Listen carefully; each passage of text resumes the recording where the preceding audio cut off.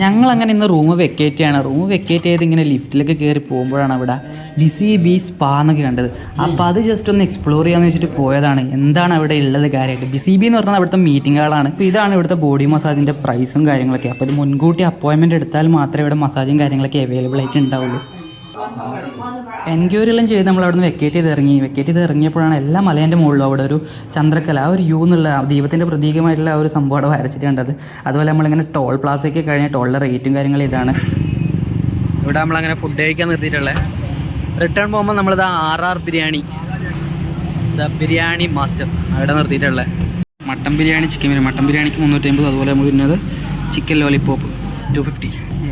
നല്ല ടേസ്റ്റ്. അങ്ങനെ ഭക്ഷണമൊക്കെ കഴിച്ച് പുറത്തിറങ്ങി വണ്ടി ആദ്യം പണികളുകൊണ്ട് തന്നെ നമ്മൾ ജസ്റ്റ് ബോണറ്റ് ഒന്ന് ലൂസാക്കി വെക്കുന്നുണ്ട്, ഓപ്പൺ ആക്കി വെക്കുന്നുണ്ട്. കാരണം എയർ സർക്കിൾ കന്നാൽ പിന്നെ ഹീറ്റ് ആവില്ലല്ലോ എന്ന് വിചാരിച്ചിട്ട്. ഇവിടെ കരിക്കിട്ട് വെച്ച് വന്നു, പക്ഷെ നോക്കുമ്പോൾ ഇവിടെ കരിക്കില്ല. വരെ നമ്മൾ പോവാണ്, അടുത്ത ഷോപ്പ് കയറി പോവാം. കൊടൈക്കനാൽ പോകാൻ പറ്റില്ല എന്നാ നമ്മളിപ്പോൾ നേരെ നമ്മൾ ബാംഗ്ലൂരേക്ക് പോകുന്ന വഴിക്കാണ്ട് ഒരു കിഡിലെ സ്പോട്ടാട്ടോ. ഇത് എത്ര മനോഹരമായ സ്പോട്ടാണ്. ഇതേപോലത്തെ സ്പോട്ടൊന്നും ആരും വന്നിട്ടുണ്ടാവില്ല. നല്ലൊരു കിഡിലം വ്യൂ സ്പോട്ട്. അതുപോലെ തന്നെ അത് മെയിൻ റോഡിൽ നിന്ന് ജസ്റ്റ് നമ്മൾ നോക്കുമ്പോൾ കണ്ടതാട്ടോ. അപ്പോൾ ഇത് വരുന്നത് വെച്ചാൽ പാലക്കോട് എന്നാണ് ഈ സ്ഥലത്തിൻ്റെ പേര് വരുന്നത്.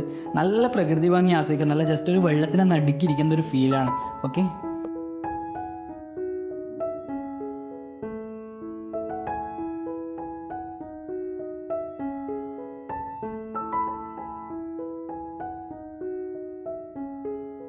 നമ്മുടെ കൂടെ ഉണ്ട്.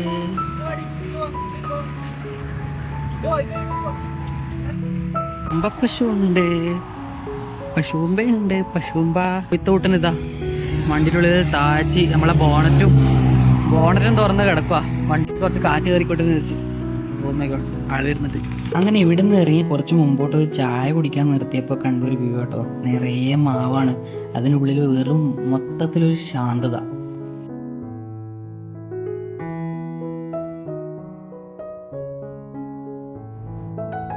അങ്ങനെ കൊടൈക്കനാലിൽ പോകാൻ പറ്റാത്ത സങ്കടത്തിൽ നമുക്കിപ്പോൾ ദൈവം സമ്മാനിച്ച ഒരു 2 വ്യൂ ആട്ടോ. ആരും അധികം പേര് പറഞ്ഞ് കേൾക്കാത്ത 2 വ്യൂ ആണ് നമ്മൾ കണ്ടത്. നല്ലൊരു മരങ്ങൾക്കിടയിലുള്ള ഒരു നേച്ചർ വൈബ്സാണ് നമ്മൾ ഇപ്രാവശ്യം ആസ്വദിച്ചിട്ടുണ്ടായിരുന്നത്. അങ്ങനെ ട്രിപ്പ് അവസാനിക്കുന്ന ത്രില്ല് വണ്ടി ഒന്ന് പാർപ്പിച്ച് വിട്ടതാണ്. അപ്പോൾ ഇപ്പോൾ നോക്കുമ്പോഴത്തേക്കാണ് വണ്ടി ഓഫായിട്ടുണ്ട്. അപ്പോൾ അതൊന്ന് കൂളാവുന്നവരെ വെയിറ്റ് ചെയ്യുമ്പോൾ ഒരു ചായ കുടിക്കാൻ അല്ലെങ്കിൽ ഒരു കാപ്പി കുടിക്കാൻ വേണ്ടി നിർത്തിയിട്ടുള്ളത്. ഇനി ഒരു 34 കിലോമീറ്ററും കൂടിയാണ് നമ്മുടെ റൂമിലേക്കുള്ളത്. അപ്പോൾ ഈ വീഡിയോ ഇവിടെ വെച്ച് അവസാനിക്കുകയാണ്. ഈ അടുത്തൊരു വ്ളോഗുമായിട്ട് ഞാൻ വീണ്ടും വരുന്നവരെ ബൈ.